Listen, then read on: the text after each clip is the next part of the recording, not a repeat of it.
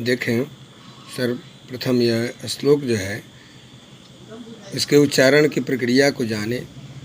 दुर्वहत्र जीवितं जातं प्रकृतिरेव शरणं शुचि पर्यावरणम। महानगर मध्ये चदलनिशं कालाय सचक्रम मनः शोषयत् तनुपेशयद् भ्रमति सदा वक्रम दुर्दान्तैर्दशनैर्मुनास्यान्नैव जनग्रशनम। अर्थात शुचि पर्यावरण, शुचि माने पवित्र, पर्यावरण जो वस्तुति स्थिति है सामने, इस पर्यावरण को जानना, समझना, देखना।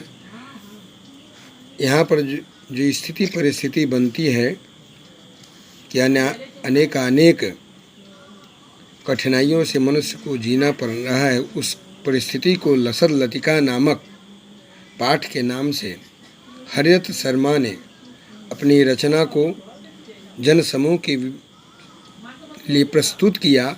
नदी, निर्झर, वृक्ष समूह, लता, कुंज आदि सभी क्या है? प्रकृति है। ये प्रकृति प्रदत्त है, ईश्वर ने हमें दिया है और इसे हम सदा शुद्ध रखें। शुद्ध नहीं रहेगा तो हमें अनेक प्रकार की कठिनाइयों से गुजरना पड़ेगा। तो इस श्लोक को मैंने पढ़ा। अब यहाँ देखें, अत्र जीवितम दुर्वहम जातम। यहाँ जीवितम दुर्वहम जातम, यहाँ जीना बहुत कठिन है। प्रकृति एव शरणम, तो फिर कैसे जिएंगे? कहा प्रकृति एव शरणम, प्रकृति ही एक हमारी शरण है। अर्थात प्रकृति के ही शरण में हम जाएं। प्रकृति जो कहती है उस तरीके से हम रहें। शुचि पर्यावरणम, और पर्यावरण को हम सदा पवित्र रखें तो हम जी सकते हैं। महानगर मध्य कालाय सचक्रम अनिशम चलत, महानगर के बीच में निरंतर कालाय सचक्रम, निरंतर चक्र जैसे चलते हुए, जैसे चक्का चलता है उसी प्रकार से अनिशम निरंतर चलायमान, चलत सत्री प्रत्यय है, चलते हुए, मन शोषयत, मन को शोषित करता है, मन को दुखी करता है। तनु पेशयत, तन को भी कष्ट दया, सदा वक्रम भ्रमति, सदा यह टेढ़ा ही चलता रहता है। अमुना दुर्दान्तै दशने जनग्र शनम एव स्यात् न एव स्यात्, अर्थात यहाँ दुर्दांत दशने, अपने कठिन दशनों से, दशन दंत के लिए कहा गया है। इस प्रकार से यह जन भक्षणम, मनुष्यों को भक्षण करते हुए, जनग्रसनम भक्षण करते हुए स्यात् प्रतीत होता है। अर्थात मानो यह स्पष्ट हो रहा है कि यह प्रकृति जो विपरीत होती जा रही है, यह मनुष्य को खाने की ओर बढ़ रही है, अर्थात मनुष्य को विनाश की ओर ढकेल रही है। अतः हमें प्रकृति को सदा शुद्ध रखना चाहिए।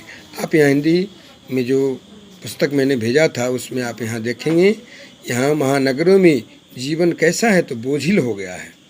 प्रकृति तथा स्वच्छ वातावरण ही एकमात्र हमारा आश्रय है, अलग कोई दूसरा उपाय नहीं है। महानगर में दिन रात चलते हुए लोहे के चक्र जो हैं पहिए, मन को क्या है? सुखाता। सुखाने का मतलब क्या हुआ? कष्ट देना। जैसे कहीं जल सूख जाता है, परेशानी होती है, उसी प्रकार से मन के विचारों को शोषित करता है, शरीर को पीसता है। अर्थात शरीर को पीसने का क्या है? शरीर को रोगी बनाना, शरीर को अनेक प्रकार के कष्टों को उत्पन्न करना शरीर में। अर्थात सदैव इस प्रकार कुटिलता से टेढ़ा घूम रहा। यह प्रकृति जो है टेढ़ी मेढ़ी हो रही, अर्थात जैसा कि हम उत्पन्न कर रहे हैं, समस्या खुद कर रहे हैं, यह टेढ़ी मेढ़ी चलती हुई प्रकृति जो है दुर्दांत दांतों से, अर्थात दुर्दांत दांत क्या है? अनेक प्रकार के कष्ट, इन कष्टों से लोगों का विनाश करती जा रही है। अर्थात विनाश न हो जाए इसलिए हम सदा प्रकृति को सुरक्षित रखें। आए दूसरे श्लोक को देखें। कज्जल मलिनम धूमम मुंचति सत सकटीयानम, वाष्पयान माला संधावती वितरंती ध्वानम, यानानाम पंक्तियो ह्यनंता कठिनम संसरणम शुचि पर्यावरणम।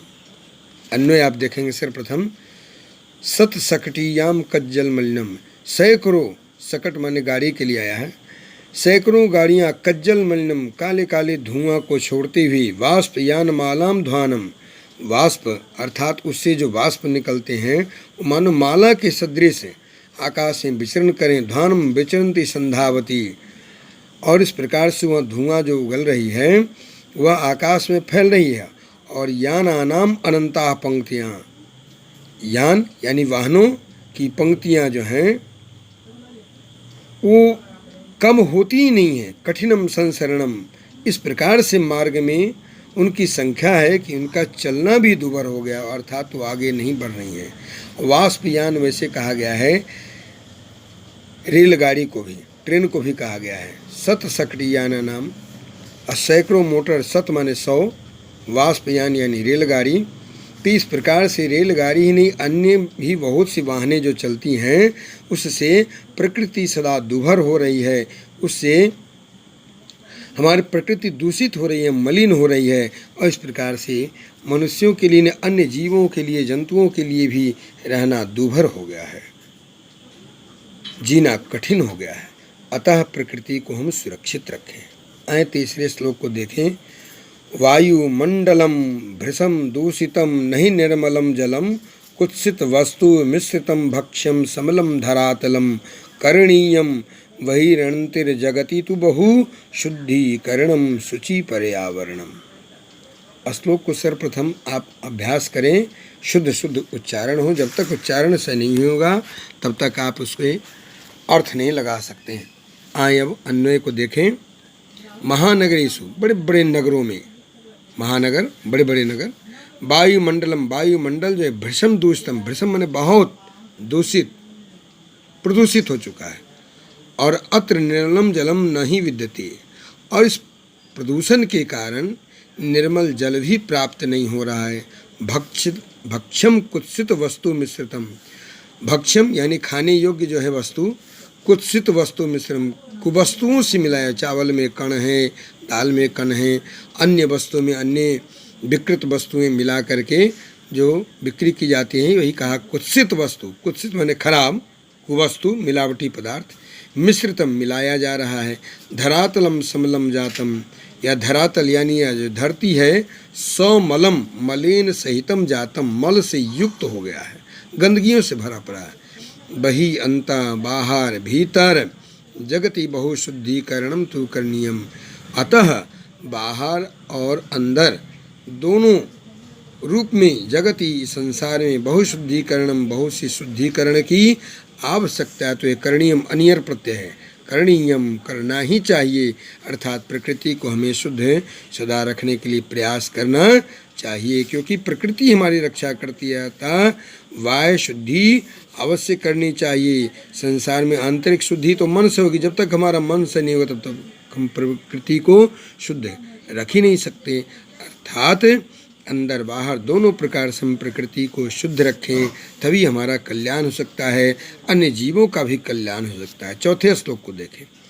कंचित कालम नये मामस्मान नगराद बहुदूरम प्रपश्यामि ग्रामांते निर्झर नदी पयः पूरम एकांते कांतारे क्षणमपि मे स्यात् संचरणम शुचि पर्यावरणम। कंचित थोड़ा, या कुछ, या कोई अर्थ में लगा सकते हैं आप।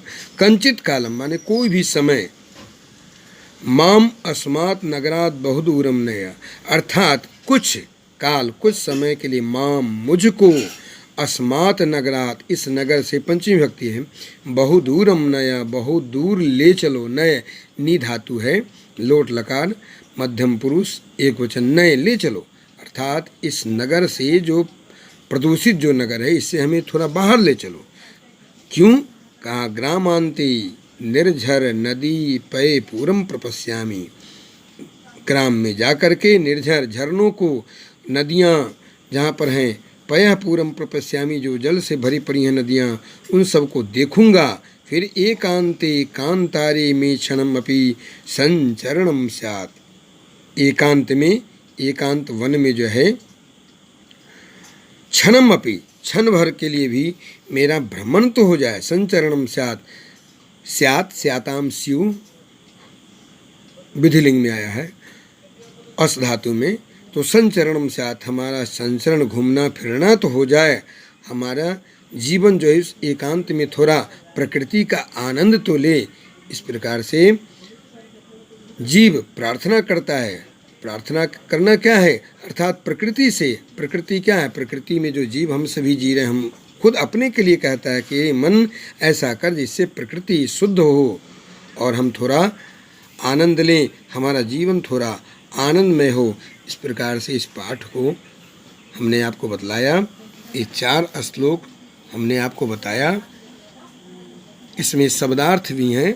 शब्दार्थ में जहाँ आपको कठिन हो आप शब्दों को लिखेंगे और लिख करके हमसे पुनः पूछेंगे। ये 4 पाठ जो दिया है, और देखिए जैसे सचित्र, आप चित्र देखेंगे तो सचित्र वर्णन जो आया है, ऐसे चित्र देखेंगे, बहुत से यान हैं, मनुष्य हैं, चल रहे हैं, सड़क पार हो रहे हैं, इनसे वाक्य बनाना जो है, 2 महिलाएं हैं, बहुत से वाहन हैं, इनसे ऐसे वाक्य चित्र देख करके ही बनाया जाता है। बड़ी बड़ी अट्टालिकाएँ हैं, यहाँ पर आप देख रहे हैं मिल हैं, धूम्र निष्कासित हो रहा है, तो ऐसे ही वाक्य भी बनाया जाता है। इस प्रकार से आप वाक्य यानी छोटे छोटे वाक्यों को बनाएं, जैसे धूमम निसरति, बहुजना चलन्ति, बहुयानानि सन्ति, 2 महिले अस्तः, द्विचक्रिका अपि अस्ति, भावनानि सन्ति। ऐसे छोटे छोटे वाक्य बनाना सीखें और इस प्रकार से 4 श्लोक आप अभ्यास करेंगे। जहाँ कठिनाई होगी पूछेंगे,